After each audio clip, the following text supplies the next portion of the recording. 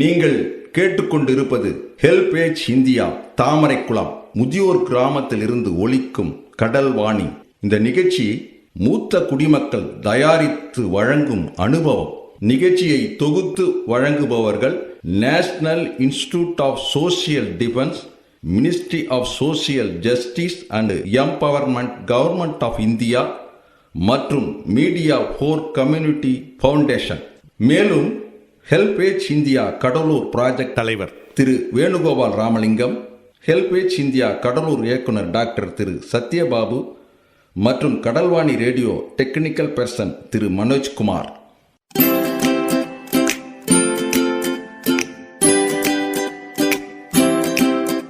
தந்தார்த்தம் என்று சொல்லியே வில்லினில் பாட, ஆமா வில்லினில் பாட வந்துடுச்சு கடல்வாணியே, வந்துருச்சு கடல்வாணியே.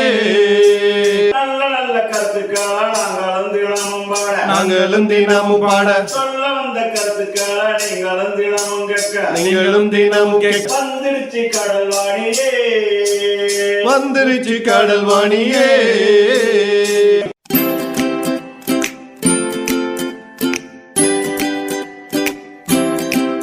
வணக்கம், என் பேர் கிருஷ்ணவேணி. அனுபவ நிகழ்ச்சியில் ஒரு கதை சொல்கிறேன், அது தெரிஞ்சுங்க. தேடி வந்த செல்வம். காஞ்சி பெரியவர் தரிசனத்திற்காக பக்தர்கள் வரிசை விறுவிறு என்று நகர்ந்து கொண்டிருந்தது. ஒரு தம்பதி தீர்த்த பிரசாதம் வாங்கி கொண்டிருந்த போது நகர்ந்து கொண்டிருந்த வரிசை சற்று தடைப்பட்டது. காரணம், அந்த தம்பதி தனிந்த குரலில் பெரியவரிடம் தங்கள் கோரிக்கையை முறையிட்டு கொண்டிருந்தார்கள். கணவருக்கு வயது 40, மனைவிக்கு 35 இருக்கும். எவ்வளவோ வேண்டுதல்களை நிறைவேற்றியும் பற்பல மருத்துவ பரிசோதனைகளை மேற்கொண்டும் அவர்களுக்கு இதுவரை குழந்தை பாக்கியம் கிட்டவில்லை. தங்களுக்கு குழந்தை வேண்டும் என்பது அவர்கள் வேண்டுதல். ஆக சுதானந்தம் வேண்டும் என்று ஆசைப்படுகிறீர்கள். சுதா என்றால் குழந்தை. மழலை சொல் கேட்டும் அதன் விளையாட்டுகளை பார்த்தும் கிடைக்கிற ஆனந்தத்திற்கு சுதானந்தம் என்று பெயர். குழலினிது யாழினிது என்பர் தம் மக்கள். மழலை சொல் கேளாதவர்னு திருவள்ளுவர் சொல்லி இருக்கிறாரே என்று சொல்லிவிட்டு கலகலவென்று சிரித்தார் பெரியவர். ஒரு குழந்தை சிரிப்பதை போல் இருந்தது அவரது சிரிப்பு. சற்று நேரம் அவர்களை காத்திருக்குமாறு பணித்தார். வரிசை நகர்ந்தது. வரிசையில் ஒருவர் 3 மாதமான பச்சிளம் குழந்தையை பாதுகாப்பாக கையில் ஏந்தி வந்து கொண்டிருந்தார்.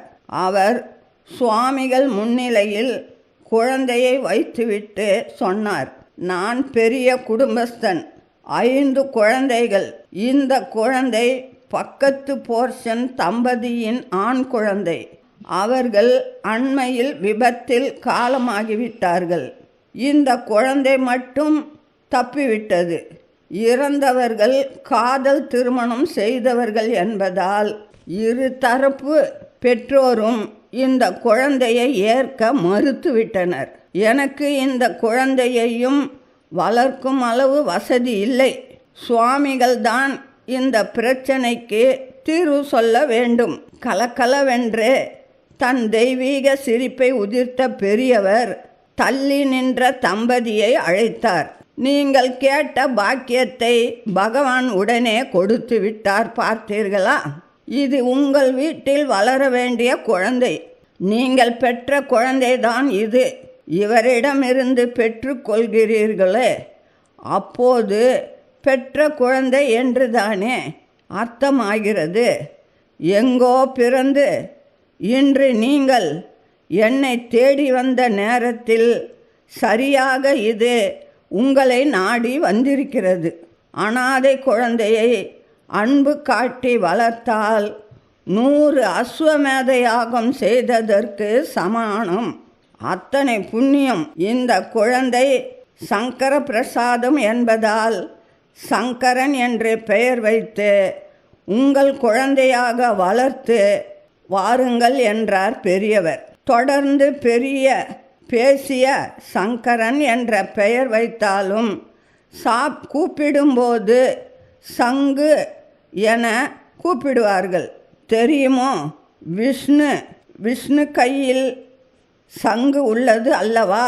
சைவ வைணவ ஒற்றுமை எப்படி இயல்பாக நடந்து விடுகிறது பாருங்கள். மறுபடியும் நகைத்தார் பெரியவர். குழந்தையை கொடுத்தவர் விழிகளிலும் பெற்று கொண்டவர்கள் விழிகளிலும் ஆனந்த கண்ணீர் திரையிட்டது. நிகழ்ச்சியை தொடர்ந்து கேட்பதற்கு முன் மூத்த குடிமக்கள் அதாவது சீனியர் சிட்டிசன் இன் உதவிக்கான டோல் ஃப்ரீ ஹெல்ப்லைன் எண்ணை நோட் பண்ணிக்கோங்க. 145667. இந்த டோல் ஃப்ரீ எண் காலை 8 மணியிலிருந்து இரவு 8 மணி வரை செயல்படும். மூத்த குடிமக்களின் உதவி மற்றும் ஆதரவிற்காக இப்போ அனுபவ நிகழ்ச்சி தொடர்ந்து கேட்கலாம். வாரியார் சொன்ன கதை. பக்தன் ஒருவன் கோயிலுக்கு சென்றான். அர்ச்சனை செய்வதற்காக தேங்காய், வாழைப்பழம், கற்பூரம் வாங்கினான். அவை ஒன்றுக்கொன்று பேசத் தொடங்கின. நம் மூவரில் தானே நானே கெட்டியானவன், பெரியவனும் கூட என்றது தேங்காய். அடுத்து வாழைப்பழம், மூவரில் நானே இளமையானவன், மிக இனிமையானவன் என பெருமைப்பட்டு கொண்டது. கற்பூரமோ எதுவும் பேசாமல் மௌனம் காத்தது. பக்தன் சன்னதியை அடைந்தான். தேங்காய் உடைப்பட்டது, பழத்தோல் உரிக்கப்பட்டது. கற்பூரமோ ஏற்றியதும் கரைந்து போனது. பக்தர்களாகிய நாம் இதிலிருந்து ஒன்றை புரிந்து கொள்ள வேண்டும். தேங்காய் போல் கர்வத்துடன் இருந்தால் ஒரு நாள் நிச்சயம் உடைப்படுவோம். இனிமையாக இருந்தாலும் வாழைப்பழம் போல தற்பெருமை பேசினால் ஒரு நாள் கீழ்ப்படுவோம். ஆனால் கற்பூரம் போல அமைதி காத்தால் வாழும் வரை ஒளி வீசி இறுதியில் கடவுளோடு இரண்டர கலப்போம். நிகழ்ச்சியை தொடர்ந்து கேட்பதற்கு முன் மூத்த குடிமக்கள் அதாவது சீனியர் சிட்டிசன் இன் உதவிக்கான டோல் ஃப்ரீ ஹெல்ப்லைன் எண்ணை நோட் பண்ணிக்கோங்க. 145667. இந்த டோல் ஃப்ரீ எண் காலை 8 மணியிலிருந்து இரவு 8 மணி வரை செயல்படும். மூத்த குடிமக்களின் உதவி மற்றும் ஆதரவிற்காக இப்போ அனுபவ நிகழ்ச்சி தொடர்ந்து கேட்கலாம். வழிகாட்டிய வாயுமேந்தன். ஒரு நாள் மாலையில் காட்டுப்பகுதியில் இருந்த ராமர் கோவிலுக்கு சென்றார் துளசிதாசர். வழிபாட்டை முடித்துவிட்டு தியானத்தில் ஆழ்ந்தார். தியானம் கலைந்தபோது நள்ளிரவு ஆகிவிட்டது. அதன் பின் குடிலுக்கு திரும்பி கொண்டிருந்தார். வழியில் புளிய மரம் ஒன்று இருந்தது. அதை கடக்கும்போது சருகுகள் காற்றில் பறந்தன. திடீரென சிறுபொலி கேட்டது. திடுக்கிட்ட துளசிதாசர் பயத்தில் நின்றார். துளசிதாசா, பயப்படாதே என குரல் கேட்டது. நிமிர்ந்து பார்த்தார். ஒன்றும் தென்படவில்லை. நான் உன் கண்ணுக்கு தெரிய மாட்டேன் என்றது அக்குரல். நீங்கள் யார் என்று கேட்டார். நான் வேதம் கற்ற அந்தணன். வித்தையை பிறருக்கு கற்றுக் கொடுக்காத பாவத்தால் பேயாய் அலைகிறேன். பக்தியில் சிறந்த உனக்கு உதவி செய்ய விரும்புகிறேன் என்றது அக்குரல். ராமரை நேரில் தரிசிக்க வேண்டும், இதுவே என் விருப்பம் என்றார் துளசிதாசர். இது என் சக்திக்கு மீறிய செயல். இருந்தாலும் வழி சொல்லுகிறேன்.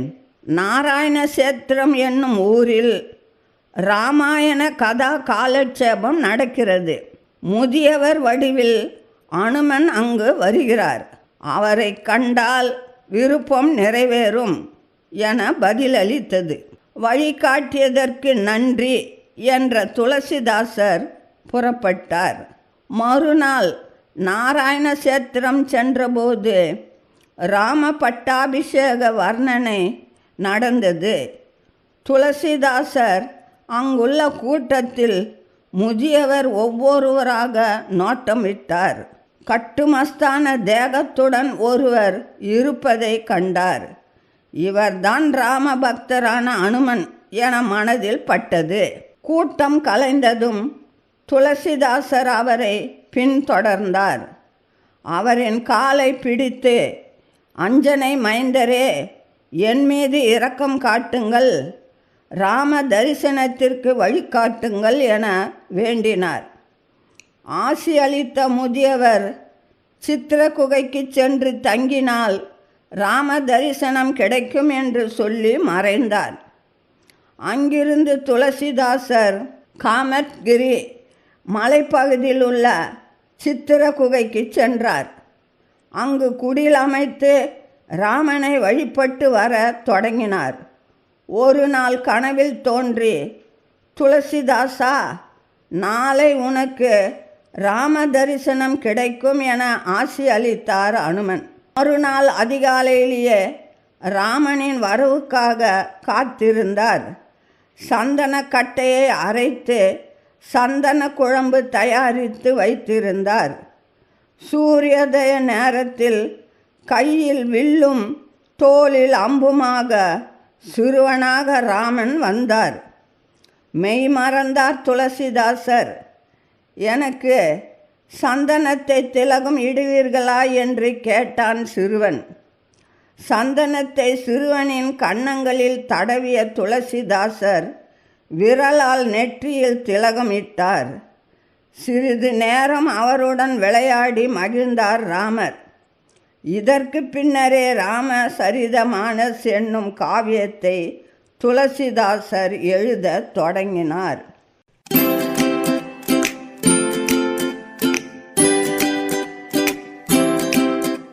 நேயர்களே, இந்த அனுபவ நிகழ்ச்சி இத்துடன் நிறைவு பெறுகிறது.